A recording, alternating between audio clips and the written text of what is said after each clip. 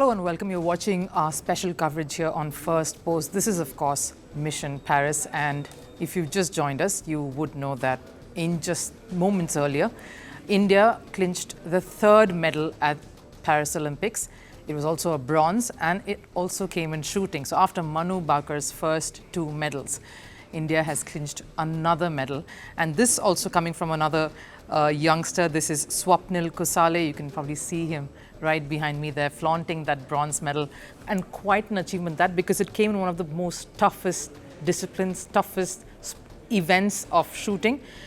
He won bronze in the three-position rifle event, and it's not easy to do this, as we know. 50-meter three-position rifle event, that's the latest medal that India has notched up.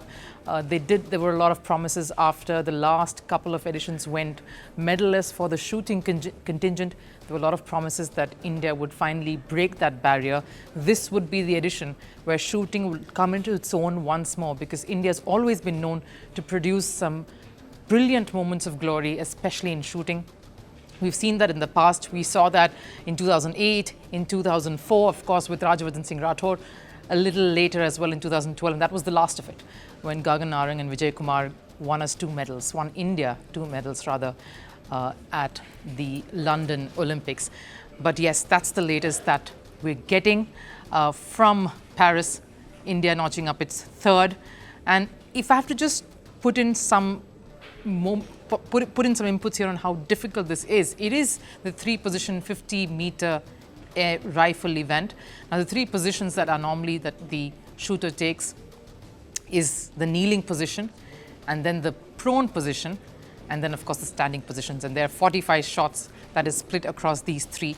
And what you gather is, obviously it's very difficult when you think about shooting and you think about accuracy and you think about how the shooter needs to be accurate just by standing and being very still. You can imagine in uncomfortable positions, whether it's kneeling, whether it's lying prone, which is on your stomach, it is that much more difficult to try and be that accurate. And because there is severe competition in this particular event, it's not very easy. Yes, Manu Bakar provided that impetus right at the start. It was on the weekend when she won the first medal for India, and that of course came in the air pistol event. I'm going to just look up a few of her numbers as well for you, just to rehash what that was. She shot 580 points in that qualifying round, and then of course came in and almost missed the silver medal there. In fact, Swapnil also came close. He came close to doing so in the earlier edition, but he's been quite a promising athlete for India. Again, someone who comes from very, very modest backgrounds, part of the railways. He's been a ticket examiner, and from there to harbor dreams of making it on the biggest stage here for India. It doesn't get more special, because the nerves are bound to be there. When you're speaking to all of these shooters, you're speaking to these athletes who've been part of these events. Even someone like Gagan Narang has spoken about how the pressure gets to you. The pressure of the moment, the pressure to deliver, when everyone is watching you and you know that this is the moment. Because when you've made it to the final, there's expectations of nothing less than a medal. And when that is on you as an athlete, it isn't very easy. And of course, for any particular athlete, it is bound to be difficult. And it wasn't any different for Swapnil Kusale as well. Someone who's not seen this sort of a glory before. This is, after all, his first Olympic medal. He is 28 years old. He's got some years under him. He's got some years of doing well around the circuit. In fact, 2015, he'd beaten Gagan himself in one of these competitions, in a rifle event in the national championship. So someone who's been around for a while, but the moment gets to you no matter what your age is, no matter what your opponents are, who your opponents are. And even when I saw some of those visuals right after the event, the medal ceremony, it was all so heartwarming. You saw Swapnil Kusale standing there getting a selfie clicked with his other competitors there, the gold and the silver medalist, heartwarming that. But just looking at the way the performance went, Swapnil didn't start very strong. He didn't start very strong when it came to the final, when it started with the kneeling position, but he built up the momentum. Usually, it is tough to pace yourself really well through three different positions, and it's a long contest. You know, you have to pace yourself well, you have to be that much more accurate, whether it's while kneeling, whether it's in the prone position. So it's not really easy, and you have to keep recalibrating your strategy, the way you are positioning yourself to shoot. Everything changes with every position. So it's difficult to pace yourself, and he had started slow, but he built his momentum and delivered exactly in crunch situations. In fact, that has been a bit of a pattern here with a lot of the athletes who've been performing, not just in medal rounds. And we're talking about a lot of athletes who are making it to round of 16, making it to quarterfinals. We've seen that across different disciplines, whether it's table tennis, whether it's badminton.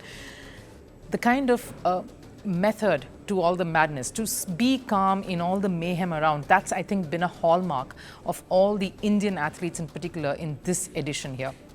That's something that we're seeing playing a common thread, being a common thread across every performance, whether it was, Kusale earlier today, holding his nerve for the very first time on such a huge stage. And if I have to speak about someone holding their nerve and really dominating the world of sport, it can be no one else than Gagan Narang. And we have the privilege, of course, of the man himself, the Olympic medalist, someone who's brought India such joy and such pride, and of course now who's a bit of the mature elder brother, father figure to all the athletes there, the chef de mission, Gagan Narang himself. Gagan, thank you so much for giving us your time. It's always a pleasure. Thank you, Rupa. Nice talking to you. Gagan, I remember that image, and it was, which we saw on JioCinema, of you just jumping with joy when that first medal came in. The child in you clearly visible there. How's this campaign, how's these last few days been for you? Well, as we all know that, medals in shooting have ended a 12-year drought. And I had mentioned earlier that, when you see a generational shift in a sport, it takes some time to kind of get back. And I think these 12 years of wait, I think the Indian shooting team has been preparing very calmly in the right direction and waiting to go all guns blazing, like I would say, in Paris. It started with Manu's medal, and then another medal from Manu, and now finally a medal from the rifle coming in. And I'm very, very happy that this medal was desperately needed, because the last rifle medal that we won was back in London. So absolutely fantastic it's feeling today.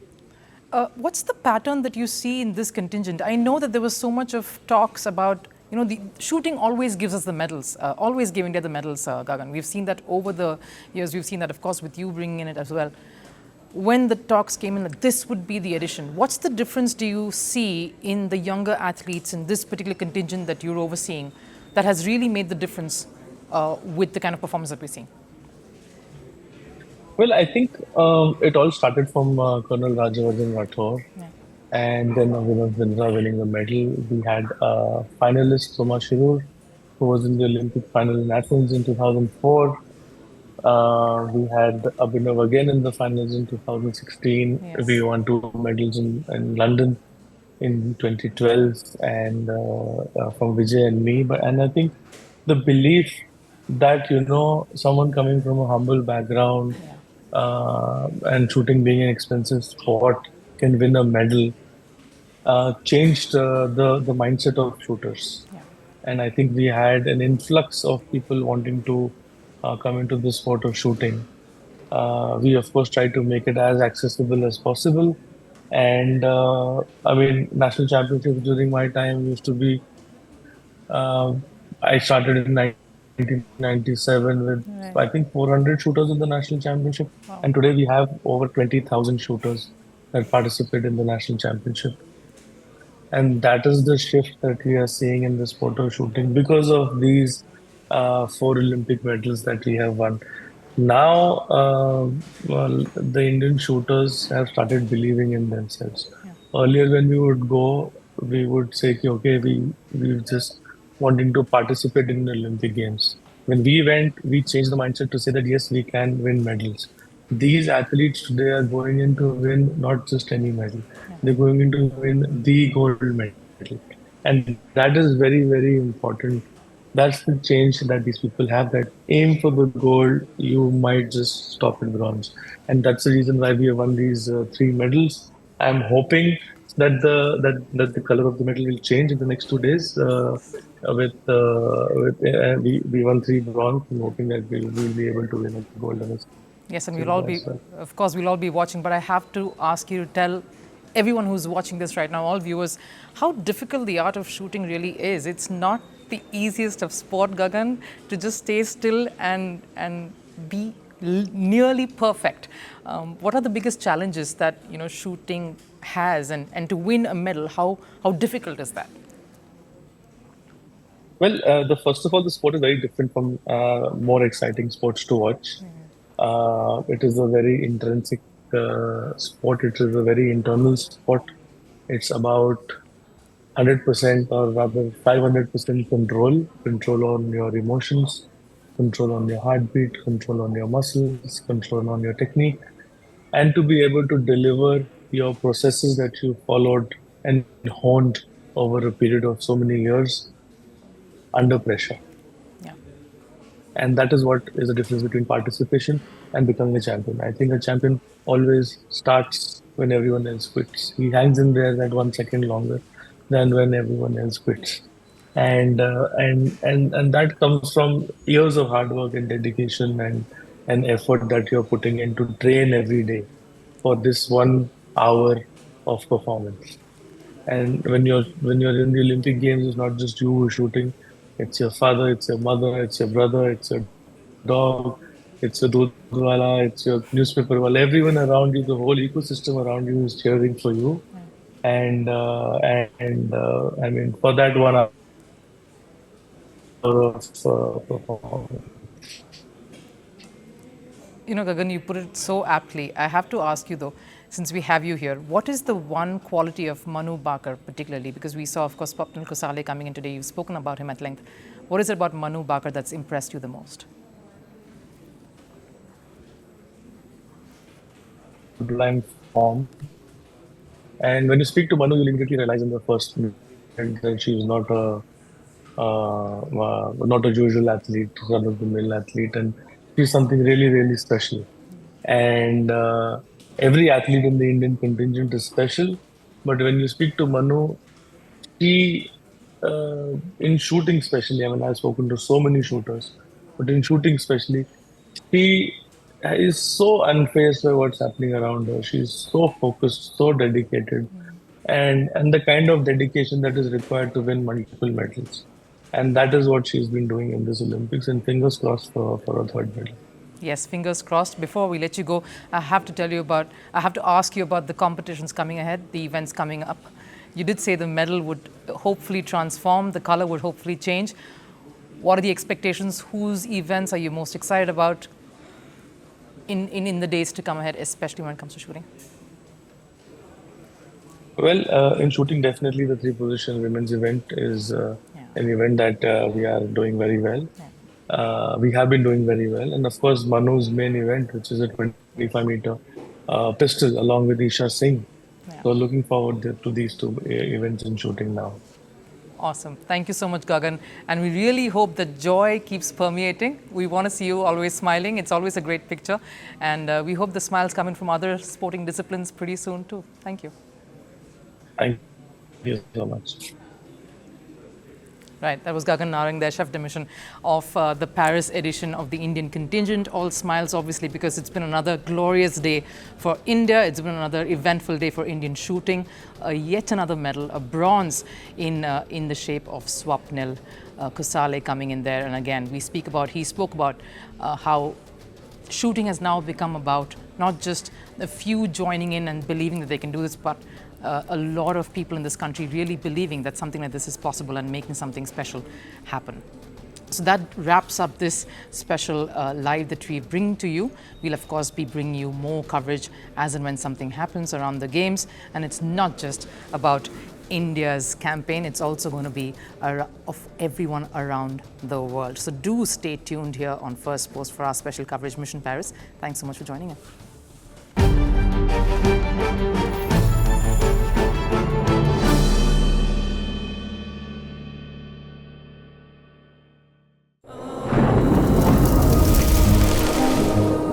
Climate change is on our doorstep.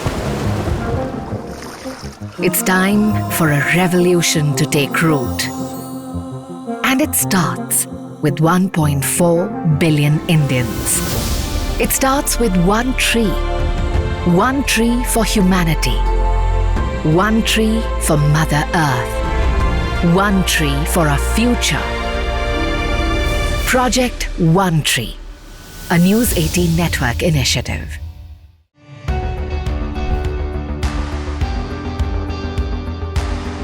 Across continents, one powerful news source.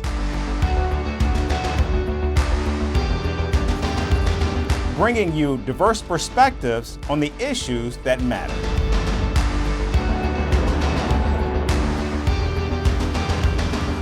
We go beyond the boundaries to give you that little extra about every sporting moment.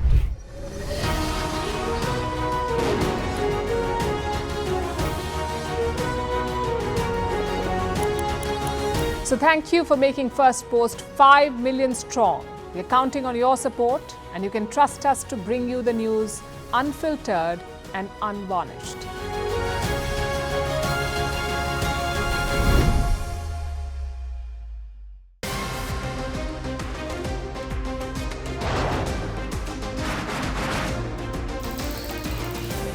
On the show today, the T20 World Cup bandwagon has moved across to the West Indies. What can you expect from this? Hello, I'm Alison Green, coming to you from Durban, South Africa. Today we have a special show. We'll start with a report on India's shifting nuclear posture. For the first time since India officially became a nuclear power. Hello and welcome to First Post America. I'm Eric Ham, coming to you live from the nation's capital,